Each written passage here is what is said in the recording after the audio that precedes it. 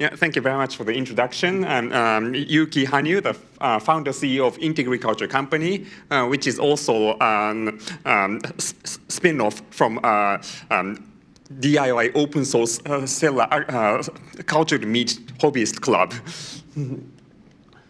Yeah, so the reason why I got into this world of cellular agriculture is not really because of like animal welfare or like climate, but because they appear in science fiction, anime, and manga, and video games. And that's actually the reason why I got into sciences in the first place and did like nanotechnology in my chemistry PhD. Actually, I drew this, and there's also a VR version of graphics like that in VR chat. So if you Google VR chat Shojin meat, then you get into one of this kind of roles. Yeah, but whatever. So yeah. But anyway, so as in the introduction, the journey started with the Shojin meat project in as early as 2014, 2015. And after that, the Integriculture company spun off. And sometime later, then there's another spin-off called Cellular Agriculture Institute of the Commons, which is a non-profit, so sort of like GFI or New Harvest equivalent in Japan. And they've last year they've been successful in setting up this like Japanese version of what is it, congressional caucus. Yeah, so the legal parliament members for cellular agriculture. So the ecosystem has been growing in quite good shape. Yeah, so this is some of the earliest, my earliest work in the Shojin meat project. So basically, we've been using a gateway equivalent as a cell culture medium because everything we knew that everything has to be in food grade and has to be really cheap, so cheap and accessible that anyone can culture cells at home. So we actually did an experiment on that, and this. Something like that is still continuing, and this summer we basically made making of cultured meat elementary school children's summer science project. So we basically taught them how to make cultured meat at home, and they did it at school. We also had this IoT-enabled microscope that basically take photographs of the cultured cells every 10 minutes and live stream on like Twitter or whatever. So if you go to lapstime.com, you can see their work of the actual like cells being cultured, but like photo taken every 10 minutes, and after that it's like synthesized into like video or time-lapse video. Yeah, so that's the fun part, but the not fun part is the current state of the cell agriculture industry. There has been like allegations of like silo sort of thing with IP, and there's another like, what people basically say isn't that GMO deja vu?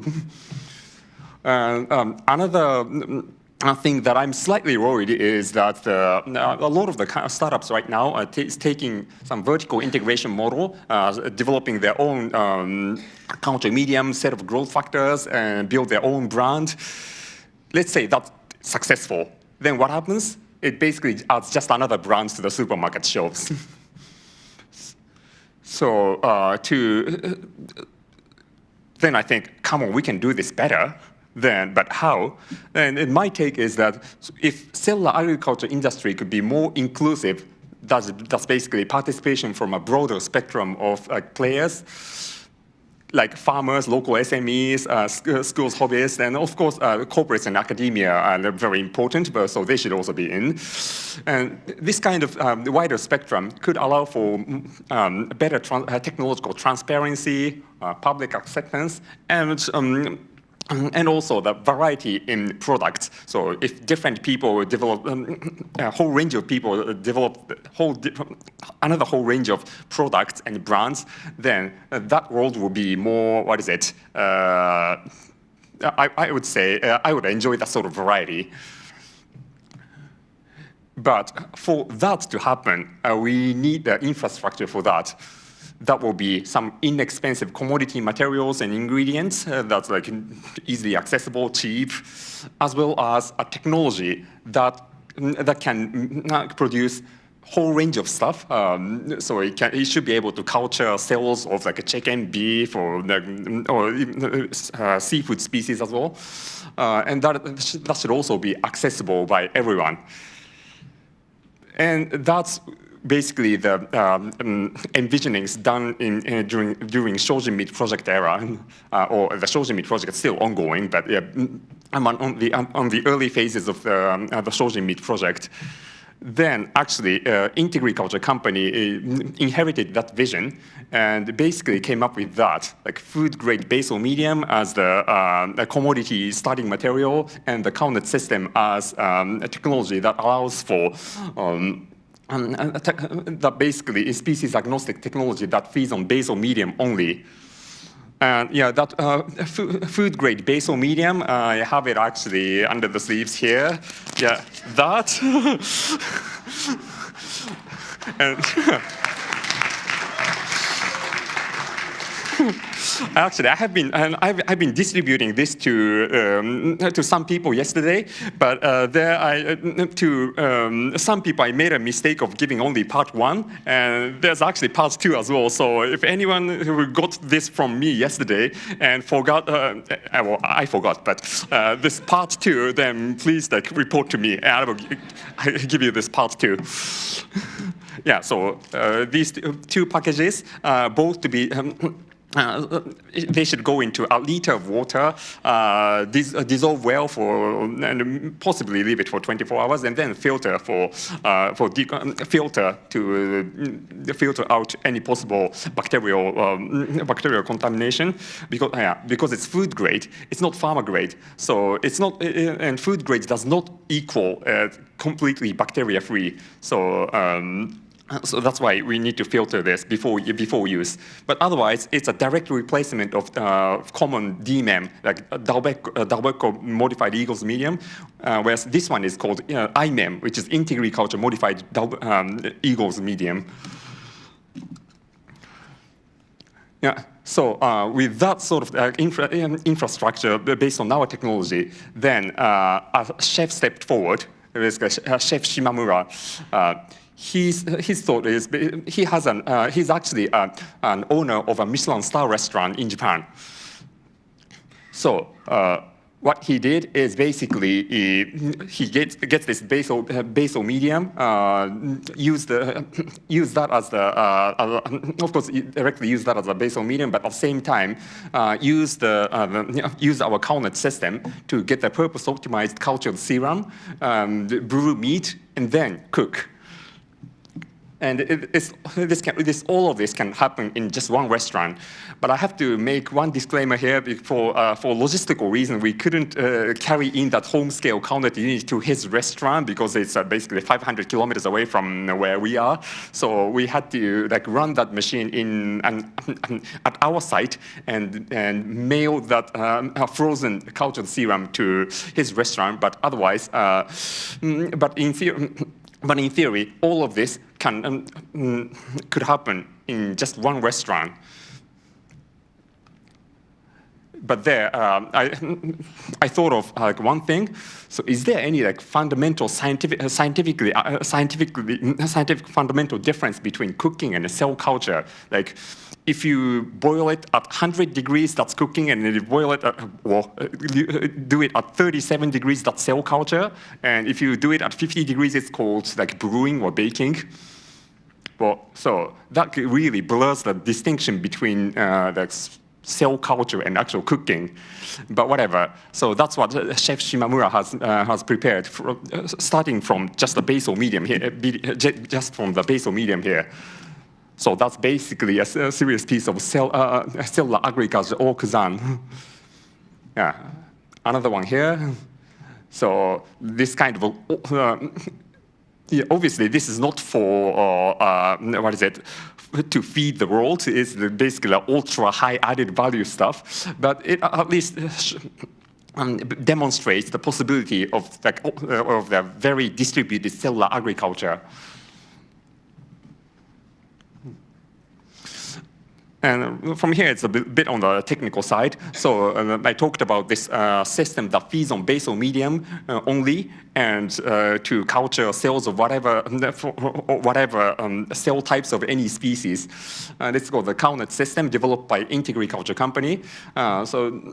And originally, the idea of using conditioned medium came from the Shojin meat project. And what's happening here is that it has got two parts: target cell bioreactor and feeder bioreactors. And in the feeder bioreactors, we have like organ cells, like liver cells, like pancreatic cells, and the cells stay in the feeder bioreactors. And they basically crank out all sorts of like growth factors, lipids, and liposomes, and extracellular matrix materials and such. And they flow into the target cell bioreactor where the meat grows. And the cells, what cells to be in the target cell bioreactor is all up to the user. And also, so what CowNet system does is it basically makes cell cultured serum. So if we use bovine cells, they could be like cell cultured FBS.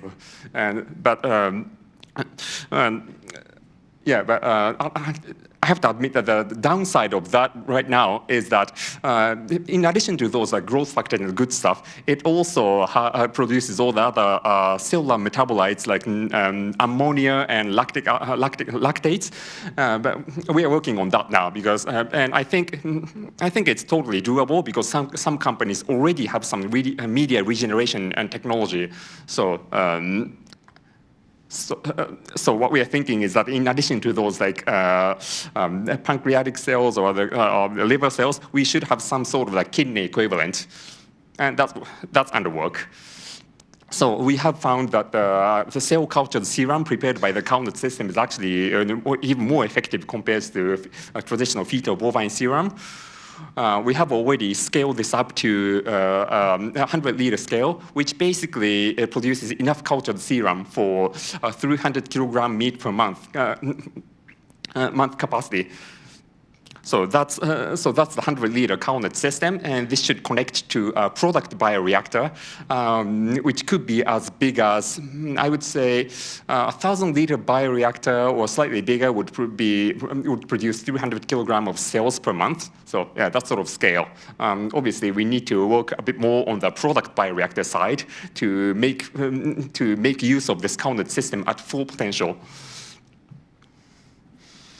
So we've also done some analysis on what's really in the cultured serum.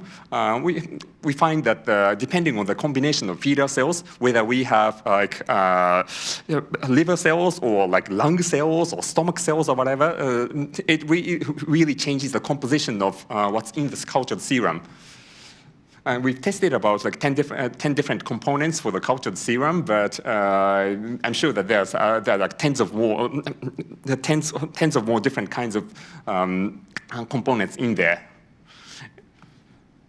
And yeah, so how do we know that which feeder cell combination works the best? Well, we just brute force it to find it, and it's not like millions of combinations. It's only about, I would say the number is only in the hundreds to thousands, which is basically feasible within the so-called high throughput screening.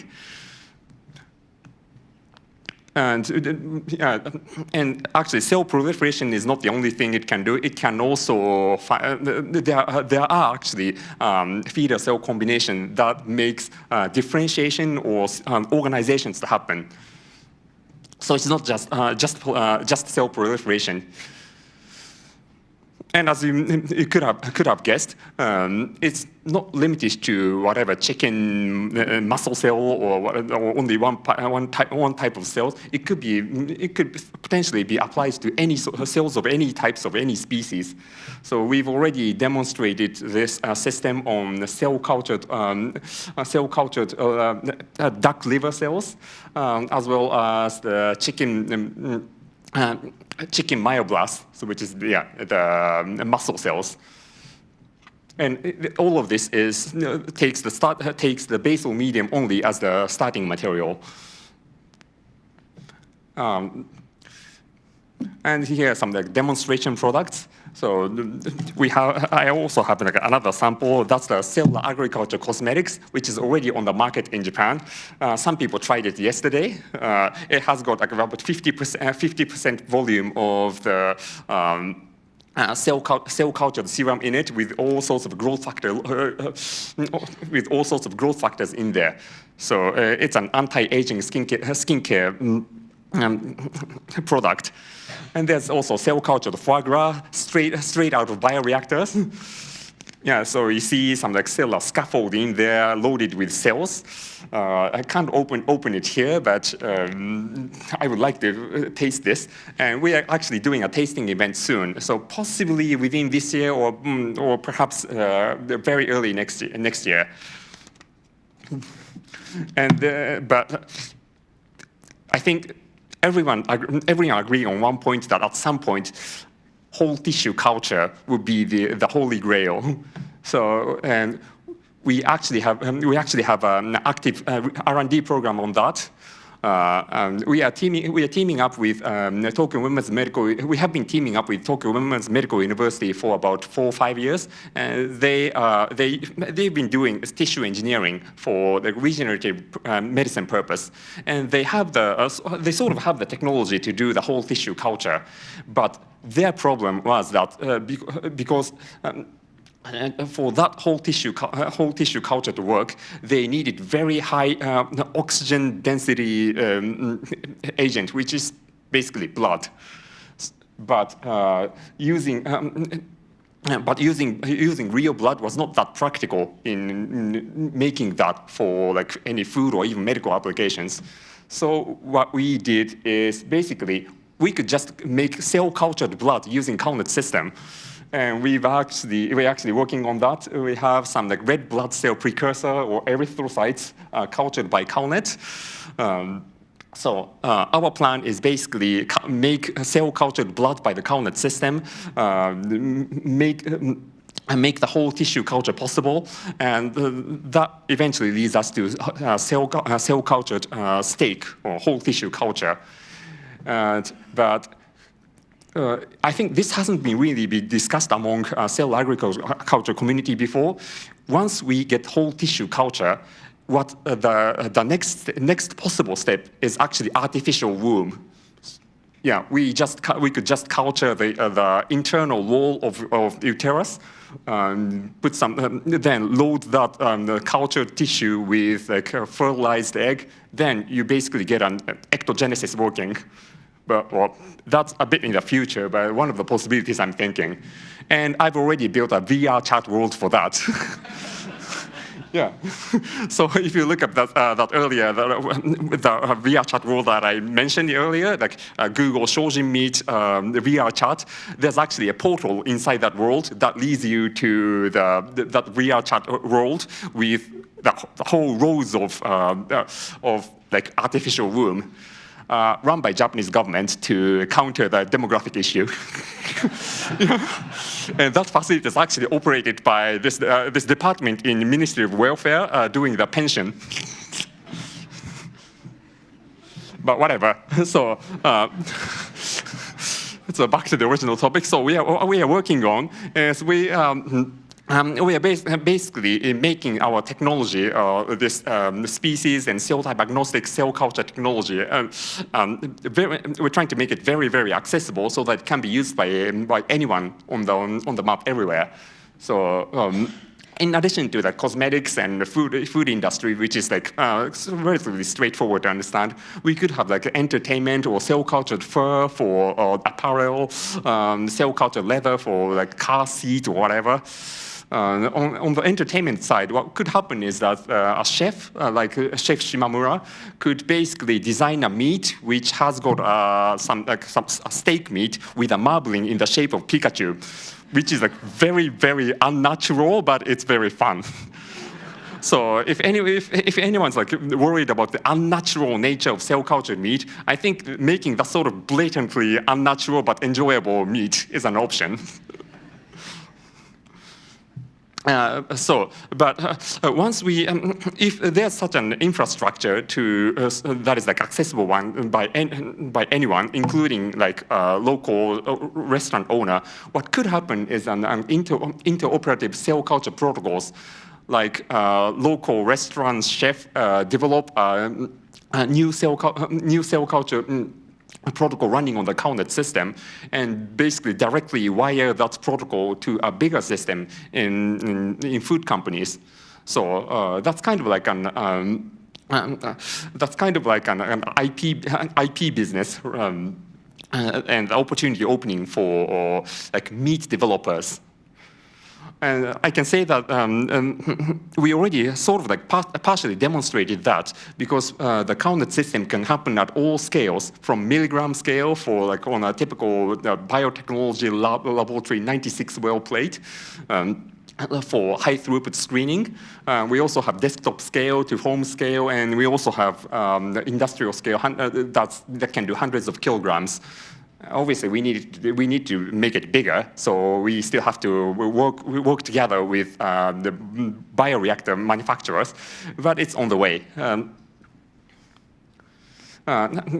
We actually work with suppliers and engineering companies under a scheme called unified scheme called Counted Consortium to develop the larger scale counted system as well as the product bioreactor.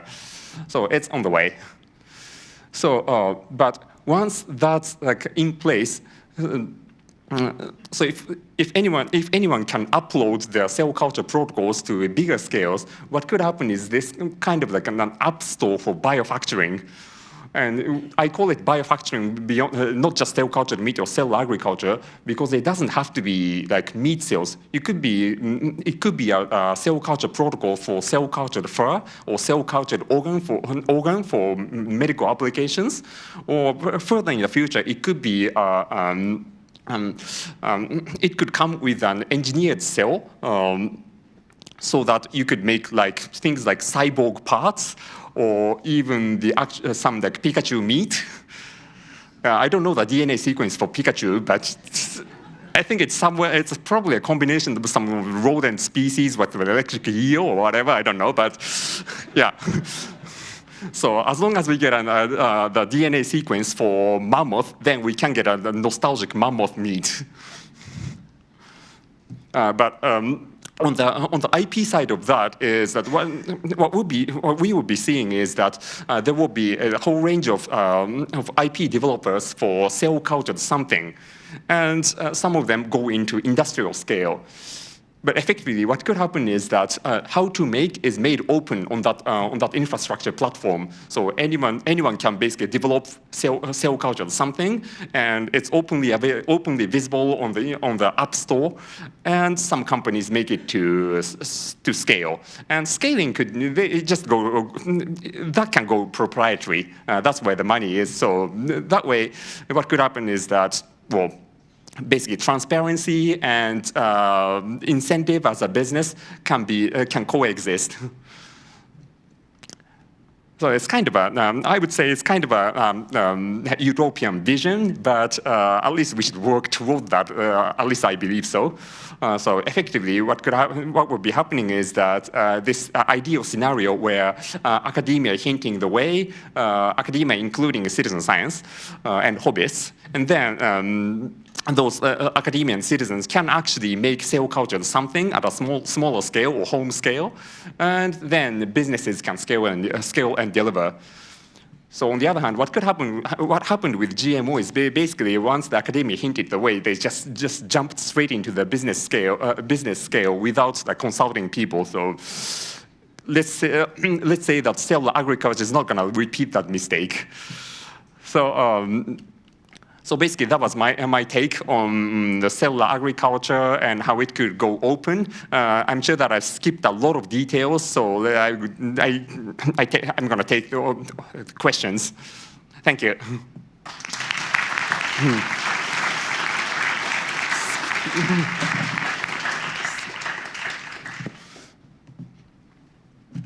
Yeah.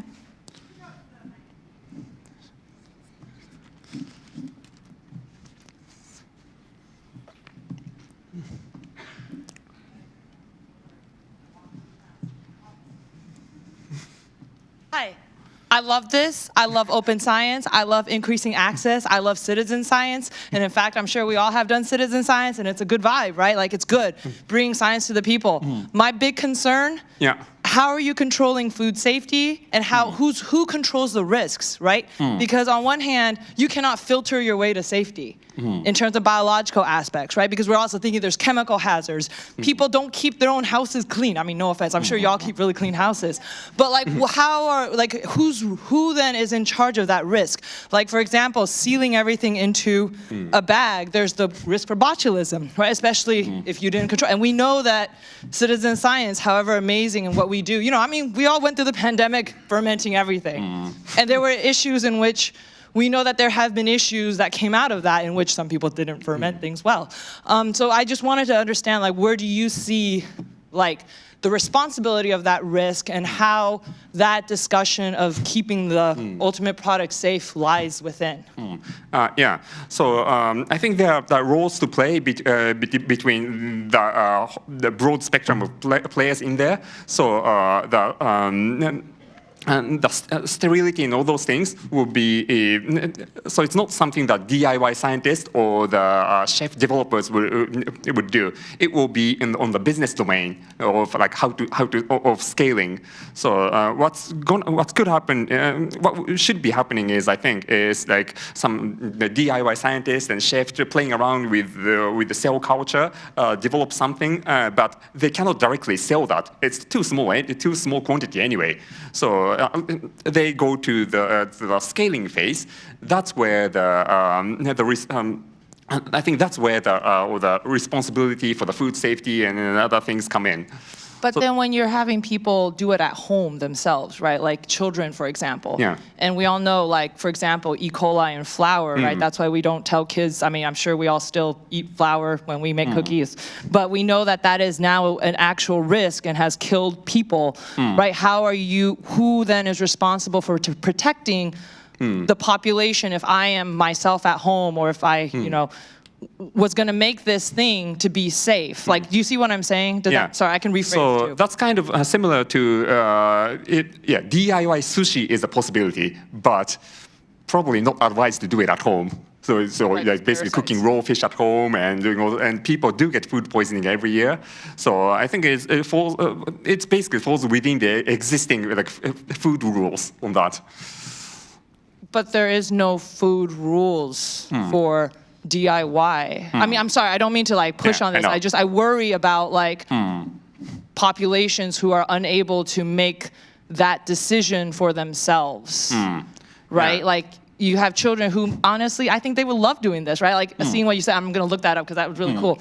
But like, what if they decide to eat it, and what if during that time when they were making it, they contaminated it? And then now they're eating it and they get sick. So who then takes on that risk and who takes on that responsibility? Yeah, if that happens, it's a direct equivalent with like of like sushi cooking class or something. And so it's basically, in that case, the responsibility would go to the teacher probably. So. So as a bottom line, it's not advised to, you can design meat, but probably not the best idea to just eat by yourself, which is like kind of on the borderline, do it at your own risk, but certainly not distributing DIY made cultured meat.